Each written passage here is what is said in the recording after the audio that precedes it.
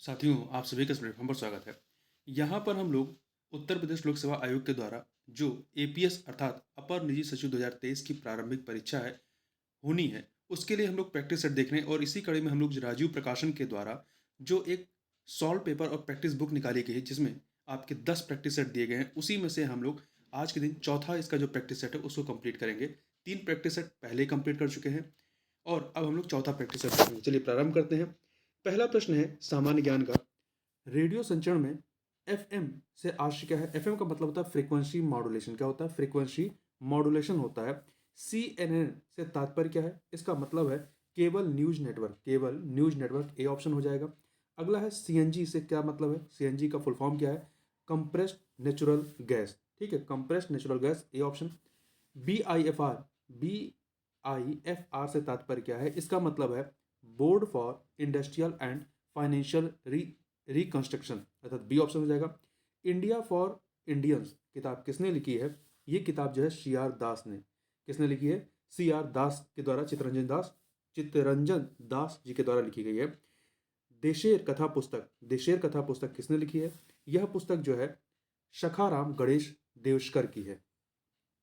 कौन सा यूरोपीय व्यापारी सर्वप्रथम भारत में आते हैं? सबसे पहले आपके पुर्तगाली आते हैं, ठीक है, फिर डच आते हैं, फिर अंग्रेज और सबसे लास्ट में फ्रांसीसी आते हैं। अंग्रेजों ने भारत में अपना प्रथम स्थायी कारखाना कहाँ स्थापित किया था? तो इन्होंने पहला कारखाना सूरत में बनाया था, सूरत में 1613 में। ठीक है। अगला है निम्नलिखित में से किसने आगरा की स्थापना की थी? तो आगरा की स्थापना सिकंदर लोदी ने, सिकंदर लोदी ने की थी। आगे बढ़ते हैं। निम्नलिखित में से कौन सा युग्म सुमेलित नहीं है? तो देखिए, पानीपत का प्रथम युद्ध 1526 में होता है, खानवा का युद्ध 1527 में, घाघरा का युद्ध जो है 1529 में होता है, और चंदेरी का जो युद्ध होता है ये 1530 में नहीं बल्कि 1528 में होता है, मेदिनी राय और बाबर के मध्य में। आगे बढ़ते हैं, क्वेश्चन नंबर 11 देखते हैं। दो सूचियां दी गई हैं, इन्हें हमें सुमेलित करना है। हड़प्पा स्थल और उनके संबंध में कुछ तथ्य हैं। देखिए, हड़प्पा जो है ये कर्मचारियों के निवास स्थल यहाँ से मिले हैं, तो 1 से मिलाइए। लोथल से गोदी मिला है, मतलब आपके पोत मिले हैं, पोर्ट मिले हैं, ठीक है, 2 से मिला दीजिए। कालीबंगा से नरते, यहाँ कालीबंगा से जुते हुए खेत मिले हैं, तो 4 से मिलाइए। डी मोहनजोदड़ो से नर्तकी की मूर्ति मिली है, तो इसको आप 3 से मिला दीजिए। तो आपका 1 2 4 3 अर्थात डी ऑप्शन हो जाएगा। अगला है ओवरसीज सिटीजन ऑफ इंडिया, ओशियाई का प्रावधान किस समिति की अनुशंसा पर किया गया? तो इसका प्रावधान जो है सिंघवी समिति की अनुशंसा पर किया गया। सिंघवी समिति का गठन जो है वर्ष 2000 में किया गया था। आगे बढ़ते हैं। मूल अधिकारों के अंतर्गत राज्य की परिभाषा में शामिल नहीं है। तो देखिए, इसमें उत्तर प्रदेश कोऑपरेटिव बैंक ये राज्य के तहत आएंगे, बालक सहायता संघ ये उसमें आएंगे, स्टील अथॉरिटी ऑफ इंडिया ये भी आएंगे, परंतु स्टील सहकारी राष्ट्रीय सहकारी उपभोक्ता संघ जो है ये राज्य के परिभाषा के तहत नहीं आएगा। देखिए, अनुच्छेद 12 में राज्य शब्द की परिभाषा दी गई कि राज्य में क्या क्या चीज़ें आएंगी। जैसे भारत की सरकार एवं संसद राज्य में आएंगे, राज्यों की सरकारी विधानमंडल, सभी स्थानीय पदाधिकारी, अन्य पदाधिकारी, ये सभी राज्य के तहत आ जाएंगे। आगे बढ़ते हैं। भारतीय संविधान का अनुच्छेद जो संसद को नागरिकता के अधिकार को विनियमित करने की शक्ति प्रदान करता है वो कौन सा अनुच्छेद है? तो अनुच्छेद 11। अनुच्छेद 11 जो है संसद को नागरिकता के अर्जन और समाप्ति से अन्य सभी विषयों के संबंध में नियम बनाने की शक्ति प्रदान करता है। भारतीय संविधान का अनुच्छेद 1 भारत का वर्णन इस तरह करता है, किस तरह से करता है? तो यह राज्यों के संघ के रूप में करता है, राज्यों के संघ के रूप में। भारतीय संविधान में उद्देशिका की भाषा का प्रावधान किस देश के संविधान से प्रेरित है? तो ये ऑस्ट्रेलिया से प्रेरित है, ऑस्ट्रेलिया से प्रेरित है, ठीक है। जबकि ये प्रस्तावना या उद्देशिका का प्रियम्बल का जो प्रावधान है ये अमेरिका से लिया गया, संयुक्त राज्य अमेरिका से। राष्ट्रीय आय में शामिल होता है, क्या शामिल शामिल किया जाता है? तो राष्ट्रीय आय में इसमें से बेरोजगारी भत्ता, वृद्धा पेंशन, छात्रवृत्ति ये सभी शामिल नहीं होते हैं। ये इसमें दलाल कमीशन ये इसमें शामिल होगा, ठीक है। देखिए, राष्ट्रीय आय में दलाल कमीशन शामिल किया जाता है, जबकि बेरोजगारी भत्ता, वृद्धा पेंशन, छात्रवृत्ति आदि नहीं शामिल किया जाता है, क्योंकि इसके बदले में किसी वस्तु सेवा का उत्पादन नहीं होता है, इसलिए हस्तांतरण आय का हिस्सा होती हैं। वर्तमान में CSO और NSSO को मिलाकर किस संस्था की स्थापना की गई है? NSO की स्थापना की गई। किसकी? NSO की स्थापना की गई है, ठीक है।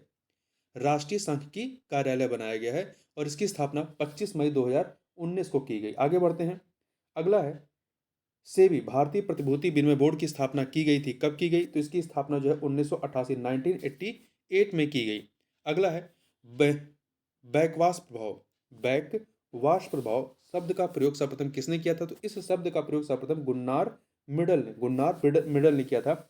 इस प्रभाव के अनुसार पिछड़े देश के कुशल श्रमिक जब रोजगार की तलाश में बेहतर अवसरों की प्राप्ति के लिए विकसित देश की तरफ पलायन करते हैं, उस स्थिति में पिछड़े देश और अधिक पिछड़कर भंवर में फंस जाते हैं, जिसका सर्वप्रथम प्रयोग जो है मुनार मिडल ने किया था। माल्थस के जनसंख्या सिद्धांत के अनुसार जनसंख्या में वृद्धि होती है, ज्यामितीय रूप में होती है। ठीक है, किस रूप में होती है? ज्यामितीय रूप में होती है। आगे बढ़ते हैं। देखिए, अगला है अधिपादप मुख्यतः पाए जाते हैं। जो अधिपादप होते हैं मुख्यतः पाए जाते हैं विषवती वनों में। ये ऐसे पौधे जो दूसरे जीवित पौधों पर उगे या लगे रहते हैं तथा अपना भोजन स्वयं बनाते हैं, अधिपादप कहलाते हैं। ये पोषक पौधों पर सूर्य के प्रकाश या यांत्रिक अवलंबन के लिए निर्भर होते हैं, मतलब दूसरे पौधों पर। आगे बढ़ते हैं। 2 सूचियां हैं। एक सूची में प्रकृति से प्राप्त पदार्थ हैं और दूसरे में उनमें कौन से तत्व होते हैं, ये हमें सुमेलित करना है। तो हीरे में देखिए क्या होता है? कार्बन होता है। हीरे में कार्बन होता है, 4 से मिला दीजिए। वहीं पे संगमरमर में क्या होता है? संगमरमर में आपका कैल्शियम होता है, तो 1 से मिला दीजिए। रेत में क्या होता है? सिलिकॉन होता है, तो 2 से मिला दीजिए। माणिक या रूबी में क्या होता है? एल्युमिनियम होता है, 3 से मिला दीजिए। तो 4 1 2 3 अर्थात बी ऑप्शन आपका सही हो जाएगा। आगे बढ़ते हैं।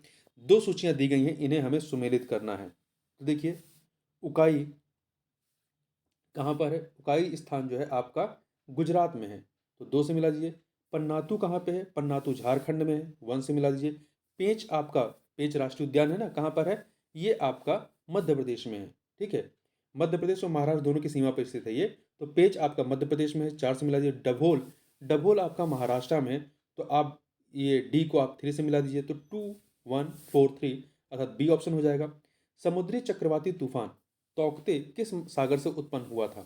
तो ये जो तूफान है ये अरब सागर से उत्पन्न हुआ था, अरब सागर से उत्पन्न हुआ था, इसलिए ये आपका कह सकते हैं महाराष्ट्र, गुजरात, यहाँ पर इसका इम्पैक्ट ज़्यादा पड़ा हुआ था। ठीक है, अगला है। और इस तौकते या ताउते चक्रवात का नामकरण जो किसने किया था? म्यांमार के द्वारा किया गया था। चुक्की चुक्की या चुक्की कमाटा जो कि चिली में है, निम्नलिखित में से किस खनिज के लिए विश्व प्रसिद्ध है? तो ये जो है आपका तांबे के उत्पादन के लिए विश्व प्रसिद्ध है। निम्न में से कौन सा युग्म सुमेलित नहीं है? तो देखिए, इसमें बिच्छू के डंक में मेथेनोइक अम्ल होता है, सही है। अंगूर में टार्टरिक अम्ल होता है, सही है। टमाटर में ऑक्जेलिक अम्ल होता है, सही है। दुर्गंध युक्त मक्खन में लैक्टिक अम्ल होता है, ये गलत है। दुर्गंध युक्त मक्खन में जैसे कई दिन रखे सड़ जाता है तो उसमें ब्यूट्रिक अम्ल होता है। ठीक है, ब्यूट्रिक अम्ल होता है, ध्यान रखिएगा। डी ऑप्शन आगे सही नहीं है। आगे बढ़ते हैं, क्वेश्चन नंबर 28 देखते हैं। 28 क्या है? कौन सा बहुलक जैव निम्नीकृत नहीं किया जा सकता है? कौन सा बहुलक जो है बायोडिग्रेडेबल नहीं होता है, ये बताना। देखिए, इसमें से पीबीसी, पीबीसी जो है पॉलीविनाइल क्लोराइड, ये आपका जैव निम्नीकृत नहीं किया जा सकता है, जबकि स्टार्च, प्रोटीन, सेलुलोज ये आपके बायोडिग्रेडेबल होते हैं। तो यहाँ पर ए ऑप्शन। अगला है, किस पदार्थ का प्रयोग बर्तनों को चमकीला बनाने के लिए किया जाता है? तो देखिए, जिंक ऑक्साइड का प्रयोग, जिंक ऑक्साइड का प्रयोग जो है ZnO, इसका प्रयोग बर्तनों को चमकीला बनाने के लिए किया जाता है। यह एक अकार्बनिक यौगिक होता है। कौन सा रोग कीट के काटने से होता है? कौन सा रोग कीट के काटने से होता है? तो इसमें से देखिए आपका डेंगू जो है, डेंगू ये एक प्रकार के विषाणु के संक्रमण से होता है। एक डेंगू जो है वायरस से होने वाला रोग है, जिसके लिए क्यूलेक्स फैटिगेस, इसके अतिरिक्त एडिज एल्बेप्टिकस तथा एडिज एजिप्टी नामक मादा मच्छर वाहक का कार्य करते हैं। तो इस प्रकार से कीट के काटने से होता है। अगला है, 2 सूचियां दी गई हैं, इन्हें हमें सुमेलित करना है। रोग और किस वजह से होते हैं? तो देखिए, प्लेग जो है आपका, प्लेग जीवाणु या बैक्टीरिया की वजह से होता है, तो आप 4 से मिला दीजिए। पास्चुरेला पोस्टस नामक जो जीवाणु होता है उसकी वजह से। एड्स जो होता है वायरस की वजह से होता है, HIV वायरस है एक प्रकार का विषाणु, 3 से मिला दीजिए। गंजापन जो है कवक की वजह से, फंगस की वजह से होता है, तो आप इसको 2 से मिलाइए। मलेरिया जो है प्रोटोजोआ की वजह से होता है, तो 1 से मिला दीजिए। तो 4 3 2 1 अर्थात डी ऑप्शन हो जाएगा। आगे बात करते हैं, अमेरिका का राष्ट्रीय मनोरंजन किस खेल को कहा जाता है? अमेरिका का राष्ट्रीय मनोरंजन खेल जो है वो बेसबॉल है। क्या है? बेसबॉल है। C option. भारत में पोलो खेलने का प्रचलन किसने प्रारंभ किया था?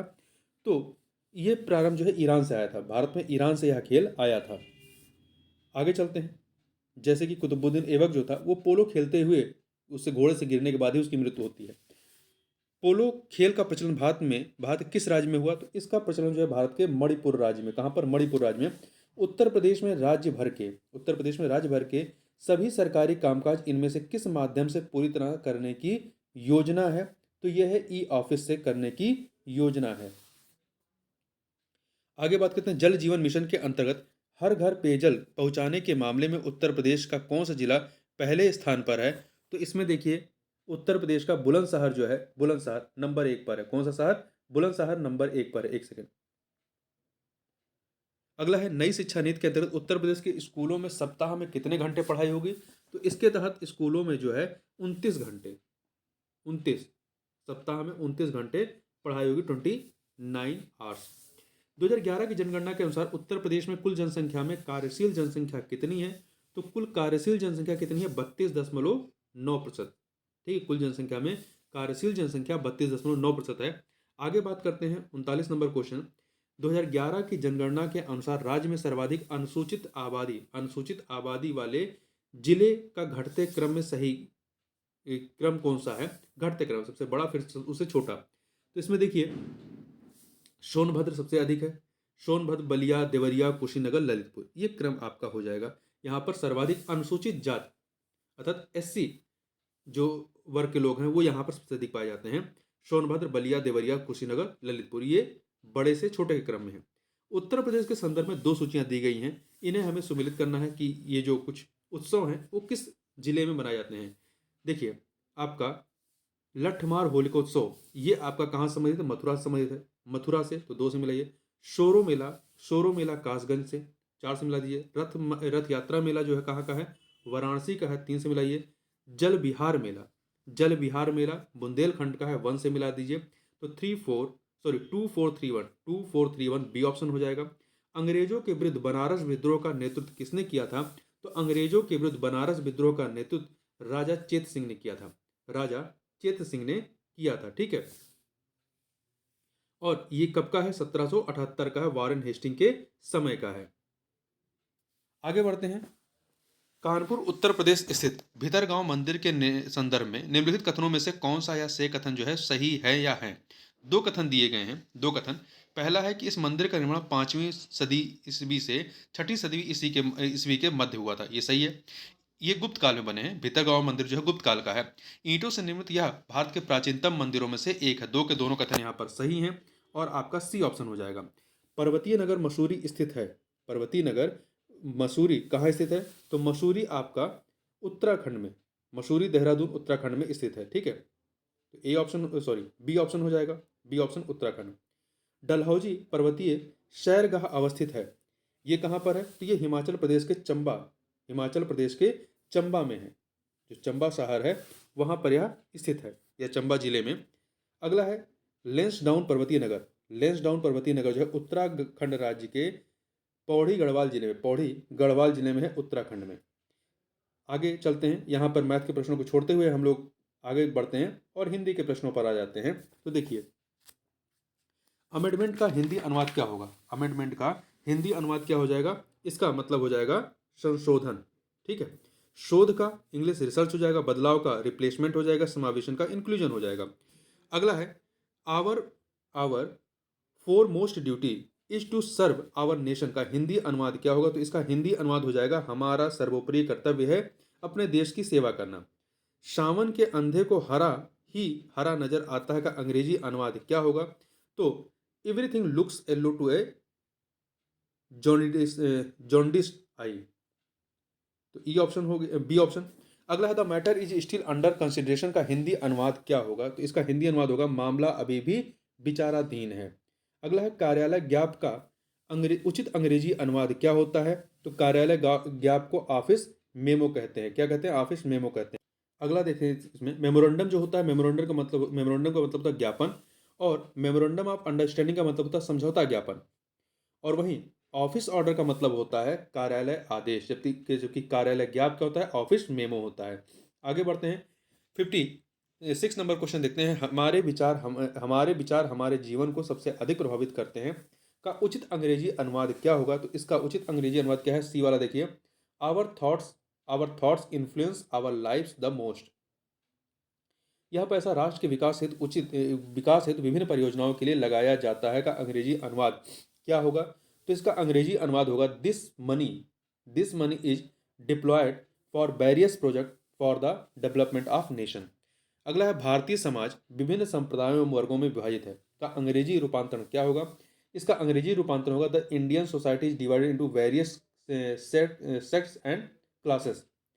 निम्नलिखित किन परिस्थितियों में अर्धशासकीय पत्र लिखे जाते हैं, इसके संबंध में कौन सा कथन जो है वो सत्य है? तो यहाँ पे देखिए 3 कथन है। देखिए पहला, जब कार्य संपन्न होने में विलंब हो रहा हो तब। दूसरा, कार्य को शीघ्र संपन्न कराना हो तब। जब पत्र पाने वाला अधिकारी उस कार्य की ओर ध्यान दे पाया हो। तो इन तीनों की कंडीशन यहाँ पर सही है, तो डी ऑप्शन हो जाएगा 1 2 3। अगला है मितव्यय पत्र के संबंध में इनमें से कौन सा कथन जो है वो सत्य है? तो इसमें आप सी वाला पढ़िए, सी ऑप्शन।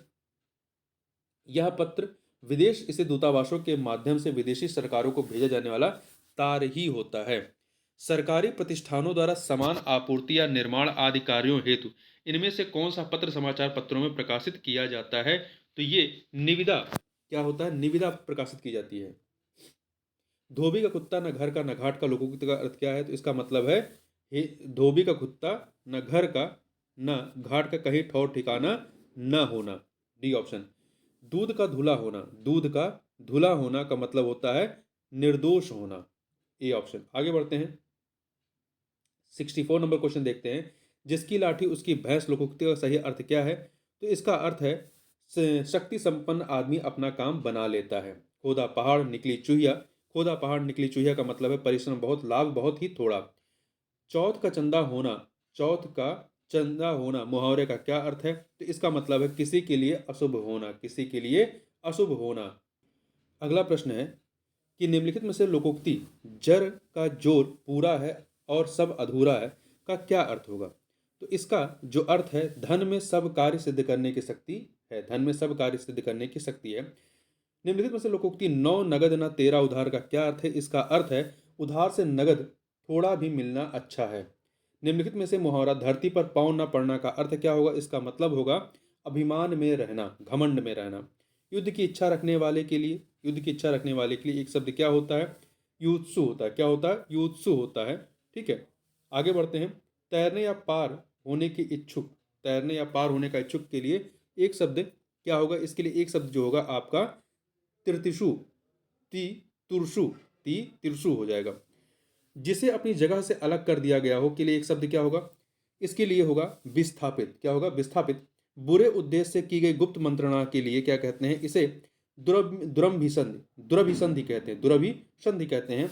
सवाल जवाब बहस हुज्जत या दिए गए उत्तर पर उत्तर के लिए एक शब्द क्या होगा? इसके लिए प्रत्युत्तर क्या कहते हैं? प्रत्युत्तर कहा जाता है। आगे बढ़ते हैं, अगला है खोज करने वाला इस वाक्यांश के लिए एक शब्द क्या होगा? इसके लिए एक शब्द होगा आपका अन्वेषक। क्या होगा? अन्वेषक कहते हैं। मरणासन अवस्था वाले के लिए एक शब्द क्या होगा? मुमूर्षु। मरणासन शब्द के लिए मुमूर्षु हो जाएगा। वह कन्या जिसके साथ विवाह का वचन दिया गया हो वह क्या होती है? वाग्दत्ता कहलाती है। वाग्दत्ता।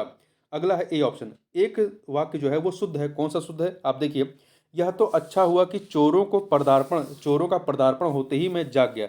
तो यहाँ पदार्पण शब्द जो है वो सही नहीं है। ठीक है, चोरों के साथ पदार्पण शब्द नहीं लगेगा। दूसरा, अच्छे लेखन के लिए शब्द संयम आवश्यक है, ये कथन आपका सही है। कच्छ में असंख्य जनसंख्या उपस्थित थी। असंख्य जनसंख्या ये शब्द का प्रयोग सही नहीं है। रामचरितमानस तुलसी की सबसे सुंदरतम कृति है। क्योंकि यहाँ पर देखिए सुंदरतम के साथ सबसे, दोनों देखिए, सबसे और सुंदरतम का मतलब ही सबसे अधिक, यहाँ सबसे शब्द नहीं लगेगा। अगला है एक की वर्तनी शुद्ध है। किस एक की वर्तनी शुद्ध है? तो देखिए इसमें आपका आप डी ऑप्शन देखें। डी ऑप्शन, पर्यवसान ये सही लिखा है। जबकि षट दर्शन ये गलत है। षट दर्शन होता है टा की जगह पे डा होता है, षट दर्शन होता है। इसी प्रकार से अनापेक्षित नहीं होता है, अनपेक्षित होता है। ना पे आ की मात्रा नहीं होती है। क्लिष्ट नहीं होता है, किलिष्ट नहीं होता है। देखिए आधा का पे छोटी की मात्रा ला और श ट क्लिष्ट होता है। इस प्रकार से आगे बढ़ते हैं। कौन सी एक की वर्तनी शुद्ध है? तो इसमें आप देखिए बी वाला उन्नयन जो है, बी में जो लिखा गया है ये सही है।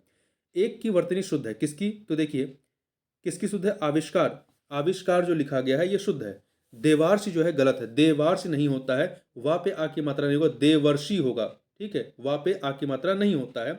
नि शब्द गलत है, निह शब्द होता है, नी के बाद आपका बिंदी होता है, फिर शब्द अलग होता है, निह शब्द होता है। जमाता नहीं होता है, ज माता नहीं होता है, जमाता होता है, जा पे आ की मात्रा माता, जमाता होता है। अगला है एक की वर्तनी शुद्ध है, किस एक की वर्तनी शुद्ध है? तो आप देखें यहाँ पर राज्य महल नहीं होता, राजमहल होता है, और एक साथ होता है राज फिर महल, राजमहल एक साथ लिखा होता है।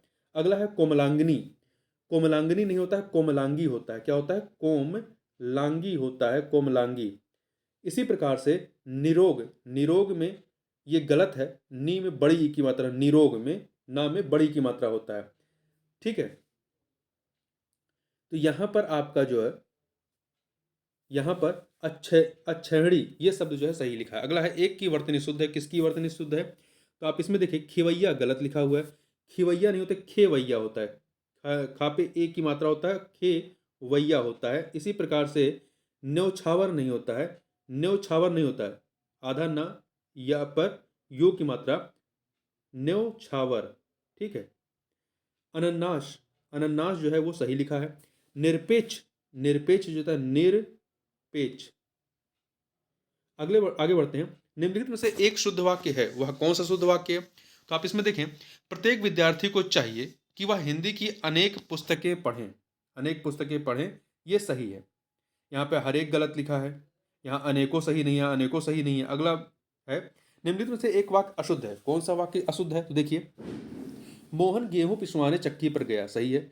निर्दयी व्यक्ति से मित्रता नहीं करनी चाहिए, सही है। उसके घर के पास एक मिठाई की दुकान है, गलत है। उसके घर के पास मिठाई की एक दुकान है, ठीक है, मिठाई की एक दुकान है, तो सी वाला सही नहीं है। आगे बढ़ते हैं। अधोलिखित में एक पर्यायवाची युग्म सही नहीं है, कौन सा सही नहीं है? तो आप देखें यहाँ पर पुरंदर का अमरपति होता है, पुरंदर का अमरपति होता है। सरोवर का पुष्कर होता है, सरोवर का पुष्कर होता है। जलादि का अम्बुद नहीं होता है, जलदि का, देखिए जलदि का अम्बुद नहीं होता। जलदि जो है समुद्र का पर्यायवाची, जबकि अम्बुद जो है बादल का है, तो दोनों अलग अलग हैं। ठीक है, जलदि आपका, जलदि आपका समुद्र का है, अम्बुद बादल का है। फणी और उरक ये सही है, ये सांप के पर्यायवाची हैं। टीका शब्द का पर्यायवाची क्या होगा? टीका का पर्यायवाची आपका टीका मतलब व्याख्या करना हो गया। ठीक है, इसके अन्य पर्यायवाची में विवृति, भाषांतरण, भाष्य, वृत्त इत्यादि होगा। निम्नलिखित में से यमुना का पर्यायवाची शब्द कौन सा नहीं है? कौन सा नहीं है? देखिए हंसश्रुता, कृष्णा, अर्कजा ये आपके यमुना के पर्यायवाची, परंतु कुलंकषा ये यमुना का नहीं बल्कि नदी का पर्यायवाची है। आगे बढ़ते हैं, क्वेश्चन नंबर देखते हैं 89। निम्नलिखित में से मीन का समानार्थी क्या है? मतलब मीन का पर्यायवाची क्या है? तो मीन का पर्यायवाची आपका झक है, झक। मीन मतलब मछली होता है। झक हो गया, सफरी हो गया, जलजीवन, झस, मत्स्य इत्यादि। ठीक है, जबकि अन्य जो है इसके पर्यायवाची नहीं। सिलिमुख जो है, देखिए सिलिमुख जो है भौरा का पर्यायवाची, सिलिमुख, षटपद, षटपद, अली ये सभी भौरे के पर्यायवाची हैं। निम्नलिखित में से केतु का पर्याय नहीं है, केतु का पर्याय नहीं है। देखिए ग्रह जो होता है केतु का पर्यायवाची नहीं, केतु के पर्यायवाची झंडा है, पताका है, निशान है, निशान है, ये सभी आपके केतु के पर्यायवाची हैं। ध्वज है। अगला है निम्नलिखित में से विलोम शब्दों का गलत युग्म कौन सा है? तो दक्षिण का वाम हो जाएगा। उद्यम का निरुद्यम नहीं होगा, उद्यमी का निरुद्यम हो जाएगा। उद्यम का निरुद्यम नहीं होगा, उद्यमी का निरुद्यम हो जाएगा, ये गलत है। विधि का निषेध होगा, बर्बर का शब्द हो जाएगा। निम्नलिखित में से विलोम की दृष्टि से शुद्ध युग्म कौन सा है? विलोम की दृष्टि से शुद्ध युग्म कौन सा? देखिए अल्पज्ञ का बहुज्ञ होगा, अल्पज्ञ का बहुज्ञ होगा, परंतु संयुक्त का वियुक्त होगा, संयुक्त का संयुक्त नहीं होगा, संयुक्त का वियुक्त होगा। और इसी प्रकार समस्त का जो है एकल होगा, अज्ञ का विज्ञ हो जाएगा, अज्ञ का विज्ञ हो जाएगा। आगे बढ़ते हैं। निम्नलिखित में से अगला है विलोमार्थक दृश्य से एक युग्म अशुद्ध है, कौन सा एक युग्म जो है अशुद्ध है? देखिए सचल का चल नहीं होगा, सचल का चल नहीं होगा, सचल का अचल होगा, सचल का क्या होगा? अचल होगा। निरपेक्ष का सापेक्ष सही है, मौलिक का अनुदित सही है, बंधन का मुच सही है। निम्नलिखित में से विलोम की दृष्टि से सही शब्द युग्म कौन सा है? तो आप यहां पर देखें, आग्रह का विग्रह नहीं होगा, आग्रह का अनाग्रह होगा। अपकर्ष का उपकर्ष नहीं होगा, अपकर्ष का उत्कर्ष होगा। जारज का औरस सही लिखा है, जारज का औरस सही लिखा है, तो सी ऑप्शन सही है। उत्सर्जन का विसर्जन नहीं होगा, उत्सर्जन का विसर्जन नहीं होगा, आवाहन का विसर्जन होगा, आवाहन का विसर्जन होगा। आगे बढ़ते हैं। निम्नलिखित में से विलोम शब्दों का सही युग्म कौन सा है? तो आप इसमें देखें कौन सा है? इप्सित का इप्सित का जो है अनिप्सित होता है, इप्सित का अनिप्सित होता है, तो ये गलत है। अमित का समित नहीं होता, अमित का परिमित होता है। हया का हया का बेहया नहीं होता। देखिए बेहया का क्या होता है? हयादार होता है। हया शब्द नहीं है, हयादार होता है। हया का हयादार का बेहया होता है। अघि का निरग, अघि का निरग सही है। आगे बढ़ते हैं। अगला यहाँ पे पैराग्राफ दिया गया है और इस पे आधारित प्रश्नों को हमें देखना है। तो पहले पैराग्राफ को पढ़ लेते हैं। देखिए, विज्ञान और दर्शन दोनों के रास्ते एक ही मंजिल की तलाश करते हैं। यह जरूर है कि विज्ञान में अंध आस्था की प्रवृत्तियों के लिए कोई जगह नहीं होनी चाहिए। विज्ञान में सत्य के साक्षात्कार का कोई दावा नहीं चलता। मतलब यह है कि कोई भी सिद्धांत अपने आप में कभी निरपेक्ष, अकाट या परम सत्य नहीं होती है। वह स्वयंभू या स्वयं सिद्ध होने का दावा नहीं कर सकता, लेकिन जब तक वह गलत नहीं साबित हो तब तक वह सच ही माना जाता है। इस प्रकार कोई भी वैज्ञानिक अवधारणा चिन्मय चिरंतन न होकर एक सापेक्ष अवधारणा होती है। वह अपने समय में एक तदर्थ सच्चाई ही बयां करती है। मसलन कई सौ वर्ष तक न्यूटन के गुरुत्वाकर्षण सिद्धांत का किला अभेद ही माना जाता रहा है। वह एक सच्चाई थी, लेकिन बाद में आइंस्टीन के सिद्धांतों तथा क्वांटम फिजिक्स ने इसका खंडन प्रस्तुत किया। इसका मतलब यह भी नहीं है कि अब न्यूटन का सिद्धांत बेमानी हो गया। आज भी अंतरिक्ष या ब्रह्मांड संबंधी अध्ययन हो या उपग्रहों का प्रक्षेपण, न्यूटन की गतिकी और गुरुत्व सिद्धांत ही काम में लाए जाते हैं। क्वांटम फिजिक्स के आगमन के को दो तरह से देखा जा सकता है। एक, इसने न्यूटनवाद को झूठा करार दिया। दूसरा, इससे न्यूटनवाद में एक नया अध्याय जुड़ा और न्यूटन का सिद्धांत परिष्कृत हुआ। आगे इस पे प्रश्नों को देखते हैं। देखिए, विज्ञान के संदर्भ में असत्य कथन क्या है? विज्ञान के संदर्भ में असत्य कथन क्या है? विज्ञान अपने समय की वास्तविक सच्चाई बयां करती है, ये असत्य है। देखिए, सत्य क्या है? विज्ञान में सत्य के साक्षात्कार का कोई दावा नहीं चलता है। सही है, विज्ञान एक सापेक्ष अवधारणा होती है और विज्ञान और दर्शन दोनों के रास्ते एक ही मंजिल की तलाश करते हैं। अगला है, निम्न में से किसका कोई भी सिद्धांत अपने आप में कभी निरपेक्ष, अकाट्य या परम सत्य नहीं होता? तो विज्ञान का कोई भी सिद्धांत ऐसा नहीं होता है। आगे बात करते हैं, न्यूटन का सिद्धांत किसकी वजह से परिष्कृत हुआ है? तो क्वांटम फिजिक्स की वजह से परिष्कृत हुआ है। आज भी उपग्रहों के प्रक्षेपण में किसका प्रयोग होता है? तो गुरुत्वाकर्षण सिद्धांत का प्रयोग होता है। किसने न्यूटनवाद को झूठा करार दिया? तो क्वांटम फिजिक्स ने न्यूटनवाद को झूठा करार दिया है। अब कंप्यूटर पर आधारित प्रश्नों को देखते हैं। चलिए प्रारंभ करते हैं। पहला है, इसमें निम्नलिखित में से कौन सा कीबोर्ड शॉर्टकट एमएस वर्ड में फाइंड और रिप्लेस डायलॉग बॉक्स खोलता है? तो ये Ctrl+H खोलता है। Ctrl+H ऐसा करता है। Ctrl+R का प्रयोग पैराग्राफ को दाईं ओर संरेखित करने के लिए किया जाता है। इंटरनेट के संबंध में एफटीपी का पूर्ण रूप क्या है? एफटीपी का पूर्ण रूप क्या है? तो इसका पूर्ण रूप है फाइल ट्रांसफर प्रोटोकॉल। निम्नलिखित में से एमएस एक्सेल फार्मूला का परिणाम क्या होगा? तो इसका परिणाम जो है 1 होगा। एमएस एक्सेल वर्कशीट के निम्नलिखित घटकों में से कौन सा चयनित सेल के कंटेंट को प्रदर्शित करता है? फार्मूला बार। निम्नलिखित में से कौन सा एमएस वर्ड में कट या कॉपी किए गए टेक्स्ट को संग्रहित करता है? तो क्लिप बोर्ड करता है। कौन करता है? क्लिप बोर्ड करता है। जब आप एमएस एक्सेल सेल में कोई मान दर्ज करते हैं और शिफ्ट+इंटर की दबाते हैं तो क्या होगा? तो इससे आपका कर्सर या चेन बॉक्स जो होता है ऊपरी सेल में चला जाएगा। आगे बढ़ते हैं। एमएस वर्ड की एक टेबल में न्यूनतम कॉलम्स कितने हो सकते हैं? तो ये आपके एक हो सकता है। कितना? एक हो सकता है, एक कॉलम। अगला है 108 नंबर क्वेश्चन देखते हैं। सभी एक्सेज फंक्शन फार्मूलाज टैब के तहत किसमें संग्रहित किए जाते हैं? तो ये सभी जो हैं फंक्शन लाइब्रेरी में संग्रहित किए जाते हैं। उच्च गति का इंटरनेट एक्सेस प्रदान करता है। कौन करता है? तो जो आपका ब्रॉडबैंड होता है उच्च गति का इंटरनेट एक्सेस प्रदान करता है। अगला है, निम्नलिखित में से कौन सा या से कथन असत्य हैं? 2 कथन यहाँ पर दिए गए हैं। तो आप देखिए, पहला, एमएस वर्ड में एक टेबल में केवल एक सेल ही हो सकती है। ये कथन आपका सही है। ठीक है। दूसरा, एमएस वर्ड में टेक्स्ट का फॉन्ट साइज 8 से कम नहीं हो सकता है। ये गलत है। फॉन्ट साइज 8 से कम हो सकता है। यदि इसके होम टैब में न्यूनतम फॉन्ट साइज 8 दिया है, किंतु इसमें 1 टाइप कर इसे 1 तक घटाया जा सकता है। इसलिए पहला सही, दूसरा गलत है। तो इसमें असत्य वाला पूछा है, इसलिए आपका सी ऑप्शन हो जाएगा। आगे बढ़ते हैं। निम्नलिखित में से किसमें एक ईमेल एड्रेस का दूसरा भाग शामिल होता है? किसमें एक ईमेल एड्रेस का दूसरा भाग शामिल होता है? तो डोमेन नेम में। एमएस एक्सेल में निम्नलिखित में से कौन सा फंक्शन किसी रेंज के भीतर किसी दी गई शर्त को पूरा करने वाली सेल्स की संख्या की गणना करता है? तो यह है आपका काउंटिफ।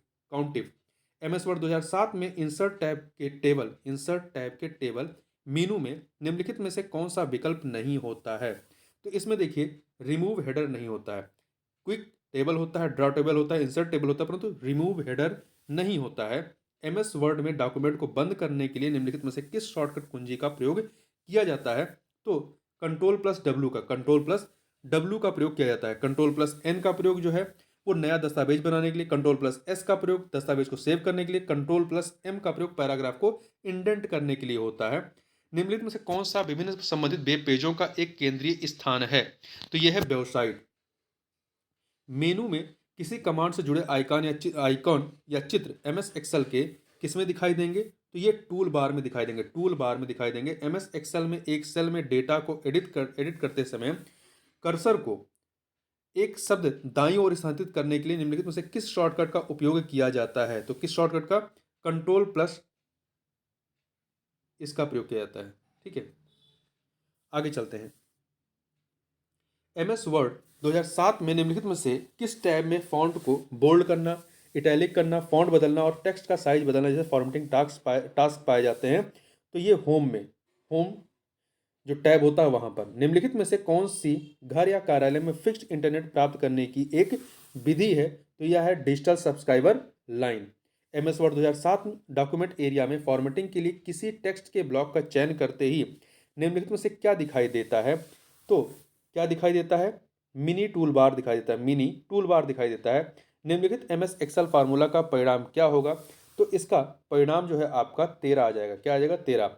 अगला है, बताएं कि एमएस वर्ड के संबंध में निम्नलिखित कथन सत्य हैं या असत्य हैं। तो यहाँ पर आपके पास दो कथन दिए गए हैं।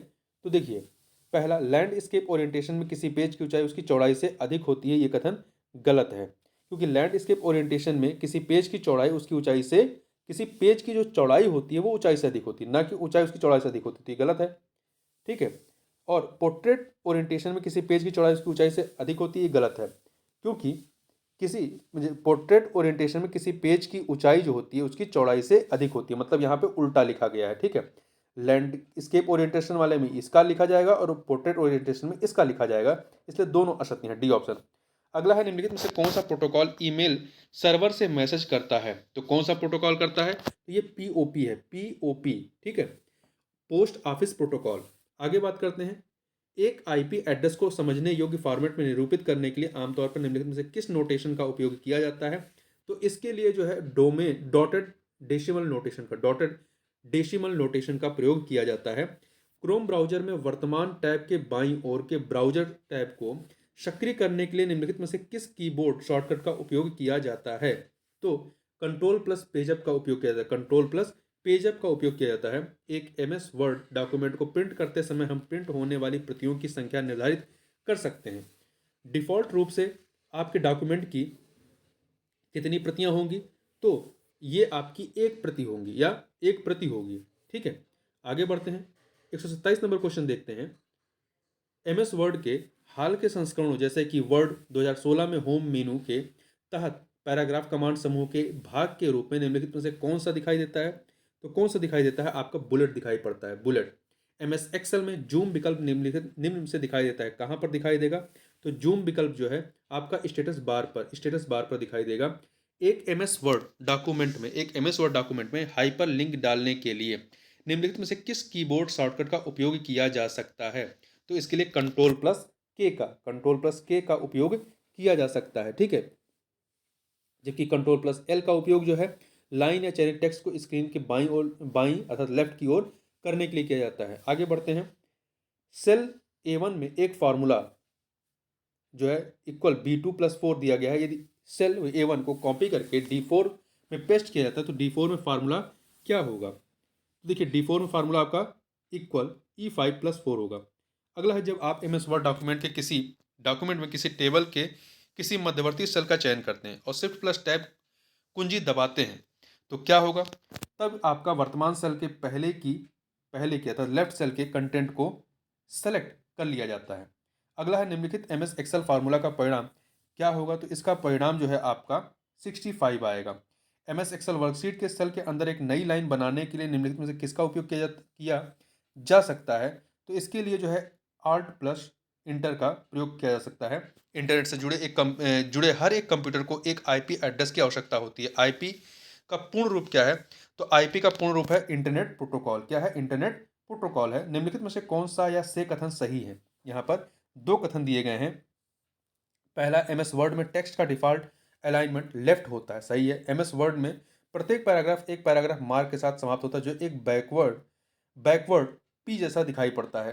ये दो के दोनों कथन सही हैं, बी ऑप्शन हो जाएगा आपका, बी ऑप्शन। आगे बढ़ते हैं, अगला है किसी ईमेल में व्यंजकों के मानक सेट को दर्शाते हैं, किस रूप में दर्शाते हैं? तो देखिए इमोटिकॉन्स, इमोटिकॉन्स जो हैं किसी ईमेल में व्यंजकों के मानक सेट को दर्शाते हैं। अगला है एमएस वर्ड में एक font size drop down box होता है, एमएस वर्ड में एक font size drop down box होता है, इसके माध्यम से चयन किया जा सकने वाला सबसे बड़ा फॉन्ट साइज क्या होता है? तो ये फॉन्ट साइज आपका 72 होता है। क्या होता है? 72 होता है। क्रोम ब्राउजर में इसकी डिफ़ॉल्ट सेटिंग में जूम फीचर को रीसेट करने के लिए निम्नलिखित में किस कीबोर्ड शॉर्टकट का उपयोग किया जाता है? तो इसके लिए कंट्रोल प्लस ओ का इस्तेमाल करते हैं, ठीक है, कंट्रोल प्लस ओ का।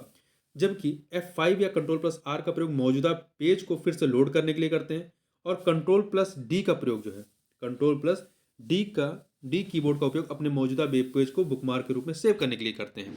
आगे बढ़ते हैं, एमएस एक्सेल वर्कशीट में 7वीं पंक्ति और 10वें स्तंभ के प्रतिच्छेदन बिंदु पर स्थित सेल का एड्रेस क्या होता है? तो इसका एड्रेस J7 होता है। निम्नलिखित में से किस फीचर का उपयोग टेक्स्ट की रेखा के ठीक नीचे बहुत छोटा अक्षर या संख्याएं लिखने के लिए किया जाता है? तो ये है सबस्क्रिप्ट है। अगला है निम्नलिखित एमएस एक्सेल फार्मूला का परिणाम क्या होगा? तो इसका परिणाम जो है आपका 10 आएगा। एमएस वर्ड के हाल के संस्करणों जैसे कि वर्ड 2016 में होम मेनू के तहत क्लिपबोर्ड कमांड समूह के भाग के रूप में निम्नलिखित में से क्या दिखाई नहीं देता है? तो कट पेस्ट फॉर्मेट पेंटर दिखाई पड़ता है, शो या हाइड नहीं दिखाई पड़ता है। पॉप एक ईमेल संबंधित प्रोटोकॉल है, पॉप का पूर्ण रूप क्या होता है? तो इसका पूर्ण रूप है post office protocol. Post office protocol MS word table के बारे में निम्नलिखित में से कौन सा कथन जो है वो असत्य है? देखिए पहला, एक टेबल के पहली और अंतिम सेल को मर्ज किया जा सकता है, ये कथन गलत है क्योंकि एमएस वर्ड टेबल में पहली और अंतिम सेल को मर्ज नहीं किया जा सकता है, तो पहला वाला कथन आपका असत्य है। अन्य, एक रो या कॉलम के एकांतर हर दूसरे सेल को मर्ज नहीं किया जा सकता, सही है। एक कॉलम को दो या अधिक क्रमागत सेल को मर्ज किया जा सकता, सही है। एक रो के दो या अधिक क्रमागत सेल को मर्ज किया जा सकता है, ये भी सही है। एमएस एक्सेल में किसी वर्कशीट के शीर्ष या टॉप पर निम्नलिखित में से क्या दिखाई देता है? तो टॉप पर आपका फार्मूला बार दिखाई देता है। क्या दिखाई देता है? फार्मूला बार दिखाई देता है। अगला है, बताएं कि निम्नलिखित कथन सत्य हैं या असत्य हैं। दो कथन यहाँ पर दिए गए हैं। तो देखिए एमएस वर्ड में सभी पैराग्राफ में राइट अलाइनमेंट हो सकता है, ये कथन आपका सही है, ये कथन आपका सही है, ठीक है। दूसरे की बात करते हैं, एमएस वर्ड में सभी पैराग्राफ में एक ही हैंगिंग पोजीशन नहीं हो सकती है, इसलिए ये गलत है। तो पहला सही दूसरा गलत, इसलिए बी ऑप्शन हो जाएगा। क्रोम ब्राउजर में दाईं ओर प्रत्येक खुले टैब में जाने के लिए निम्नलिखित में से किस कीबोर्ड शॉर्टकट का उपयोग किया जाता है? तो इसके लिए कंट्रोल प्लस टैब का इस्तेमाल किया जाता है, कंट्रोल प्लस टैब का इस्तेमाल करते हैं, ठीक है। अगला है होम पेज, किसी वेबसाइट का पेज होता है, कौन सा पेज होता है? तो ये पहला पेज होता है। एमएस वर्ड में निम्नलिखित में से कौन सा दृश्य या विकल्प व्यू ऑप्शन किसी डॉक्यूमेंट के कंटेंट को बुलेट पॉइंट के रूप में दर्शाता है? तो ये है आपका आउटलाइन। क्या है? आउटलाइन दर्शाता है, आउटलाइन। एमएस एक्सेल वर्कशीट में निरंतर सेल की एक सीरीज को सेलेक्ट करने के लिए निम्नलिखित में किस कुंजी का उपयोग किया जाता है? तो इसके लिए शिफ्ट का इस्तेमाल करते हैं, शिफ्ट कुंजी का इस्तेमाल करते हैं। तो इस प्रकार से यहाँ पर हम लोगों ने 150 प्रश्नों को कंप्लीट किया। तो इस वीडियो में बस इतना ही, मिलते हैं नेक्स्ट वीडियो में, तब तक के लिए बहुत बहुत धन्यवाद।